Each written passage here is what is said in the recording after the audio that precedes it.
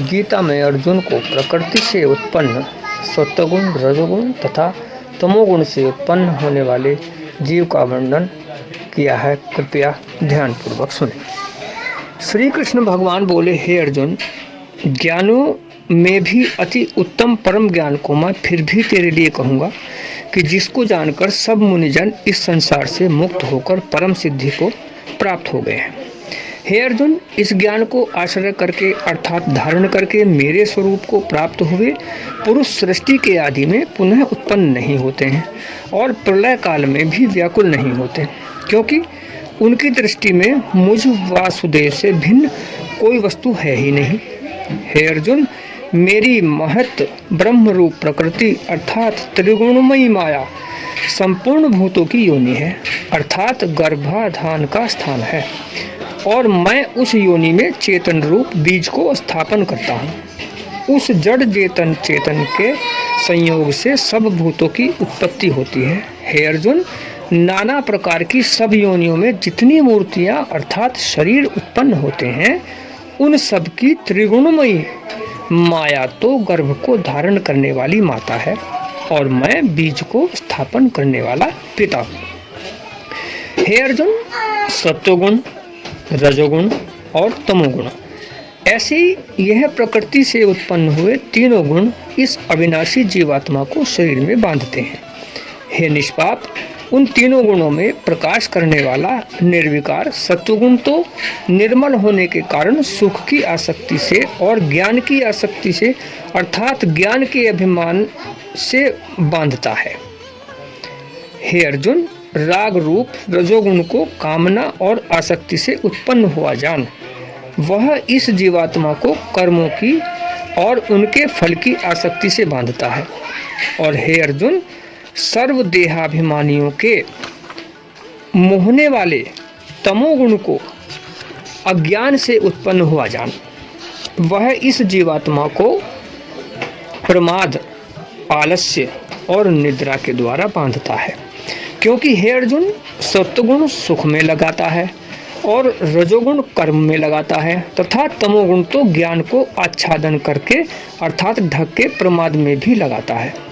और हे अर्जुन, रजोगुण और तमोगुण को दबाकर सत्वगुण होता है अर्थात बढ़ता है तथा रजोगुण और सत्वगुण को दबाकर तमोगुण बढ़ता है। वैसे ही तमोगुण और सत्वगुण को दबाकर रजोगुण बढ़ता है। इसलिए जिस काल में इस देह में तथा अंतःकरण और इंद्रियों में चेतनता और बोध शक्ति उत्पन्न होती है, उस काल में ऐसा जानना चाहिए कि सत्वगुण बढ़ा है। और हे अर्जुन, रजोगुण के बढ़ने पर लोभ और प्रवृत्ति अर्थात सांसारिक चेष्टा तथा सब प्रकार के कर्मों का स्वार्थ बुद्धि से आरंभ एवं अशांति अर्थात मन की चंचलता और विषय भोग की लालसा, यह सब उत्पन्न होते हैं।